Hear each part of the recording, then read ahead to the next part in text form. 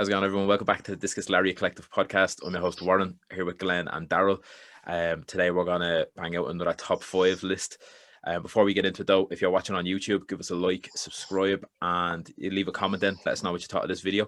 And then if you're listening to us on wherever you get your podcasts, Apple Podcasts, Spotify, Stitcher, and Acast, give us a like and a follow on that as well. And then hit us up on the socials, Discus Lariat Collective on Instagram and the Discus Lariat on Twitter. So, Glenn's leading the charge on this top 5, so we don't know. Me and Daryl are completely in the dark here about this one. We actually don't know, so I'm just gonna pass straight over to Glenn, and you can deal the fate here, pal.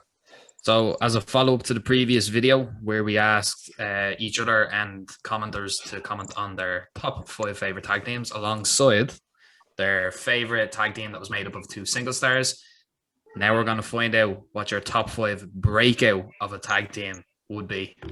We already know everyone's number one's probably going to be Shawn Michaels or Austin anyway, but sure, why not? Let's fucking go for it.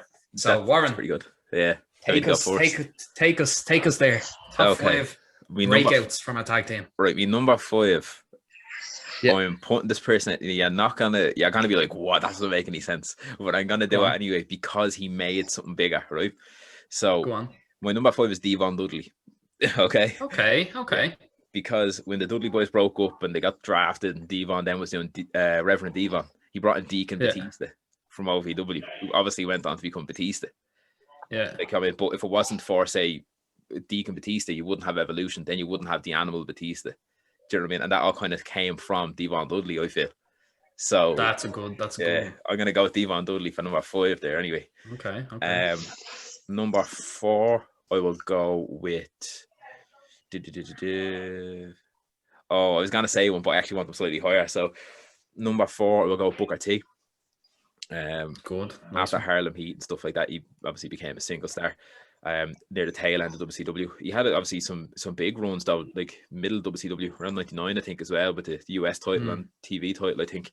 But yeah, I'll go Booker T for number 4. But then obviously he did great things in WWE as well. Number 3, I will go with Jeff Hardy.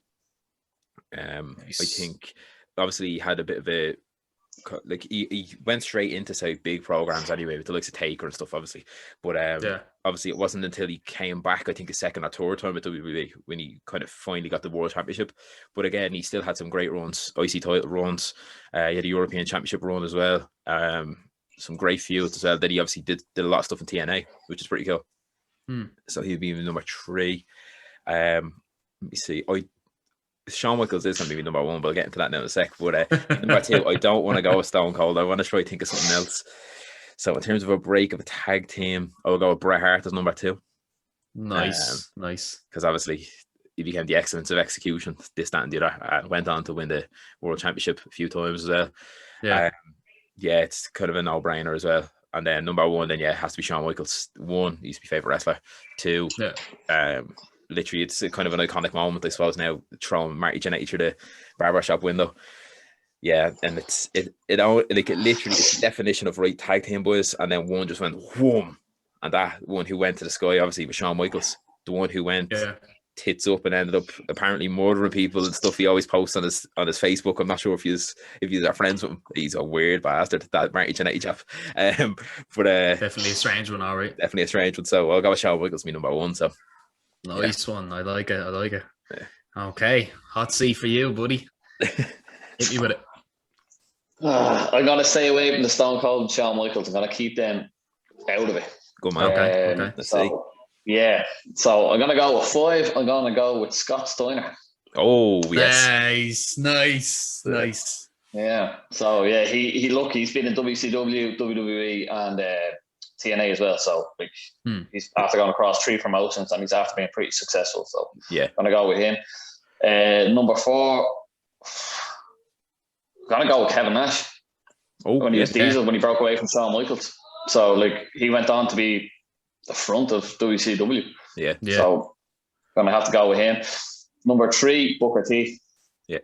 He stayed relevant for so long after WCW, Harlem Heat and stuff like that. Number 2, I'm surprised Warren Gary didn't mention it. But here it is. JBL, Bradshaw. Oh, no way. They nailed on the head. Yes. Shit, I didn't even think of him. Oh my God, yeah. And then I think my number one just at the minute, I think he deserves it, is Edge. Yeah. Oh my just God! After coming back from so long, there you go. Yeah, he's after like just sticking out again after so long off. So yeah, that's my top 5. Yeah, savage top 5. Holy shit! Yeah, excellent. This some big names as well. I don't know why I completely didn't even think of Edge. JBL as well had one of the longest reigns as a world champ as well on SmackDown. Didn't even think of that. Fucking hell. Yeah, that's Daryl stole about half my list. I was surprised I didn't get more Stone Cold and Austin from his. But sure, I'm gonna go caution to the wind. Used the same 5 goes to actually, you know what? No, I'm gonna reserve him for her spot. 5 goes to the Miz. Because he was, in terms of second rounds of breakout tag teams, it felt like he was the last real big breakout from most recent tag team on the main roster. Yeah. So Miz out of Miz Morrison just makes sense to me. Number 4, I know I'm cheating a little bit, but out of a faction, kind of, Nikki, aka Dolph Ziggler. aka the most successful member of the Spirit Squad. They were tag team champions, so I mean, I'm not wrong. So yeah, true. Very true. Call it what you will. My number 3 spot goes to a. This is fairly hard to call because you could actually say that either one of these two was as successful as the other, but just because he was the instigator of the breakup of them, I'm going to say Tommaso Ciampa. Gone on to done some fantastic things, had a wonderful feud with Johnny Gargano, was an excellent NXT champion. Deserving of a spot on the list. My number 2 spot, Stone Cold Steve Austin, because of course he needs to be in this list of the 3 of us somewhere. Jesus Christ, I can't mention the industry without mentioning Stone Cold. Honorable mention does go to Edge like Daryl, but my number 1 is actually JBL because he was of the era the longest reigning champion. The satisfaction of seeing him finally get beaten was just even if it was at Cena's hand.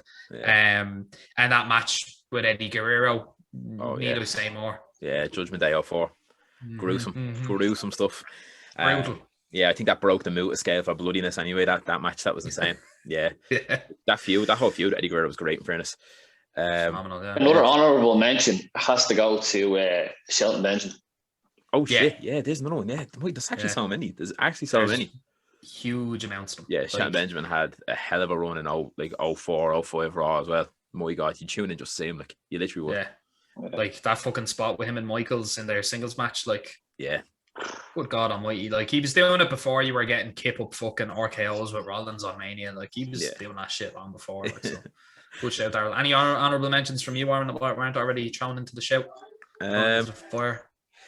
I kind of want to say, it's actually funny because I picked Yvonne Dudley earlier. I don't know, Bubba Ray is standing out to me as well as Bully Ray because it's TNA. Bully Ray, Did a really good TNA run. It's a really good one. Sure, you could nearly, I suppose, technically throw in a more recent member to that club, depending on how successful he becomes with MJF. Ooh. Breaking from the inner circle. Good, So that's true actually. Yeah, there's a lot of kind of potential in terms of breakup tag teams and stuff. Like Undisputed Era now, obviously, are coming to an end as well. There's another one. We'll have to keep our eyes on the prize now and see how that one goes. But I'll wrap this one up then. It's a savage list though, in fairness. Yeah, I wasn't expecting that. Like when you threw the curveball there, and when I heard you say the breakout of the tag teams, at first my mind went blank. I was like, oh no way. And then what's a tag team? Yeah, that's what happens when someone just announces it on a video. You're kind of like, fuck. But yeah, savage. So we'll wrap this up then. That one obviously was brought to you by Glenn. So yeah, respect. So as we said at the start of the video, wherever if you're watching it or if you're listening to us on the podcast, wherever, give us a like and a follow wherever wherever you're checking it out. And then until next time, we will see you all later. Day.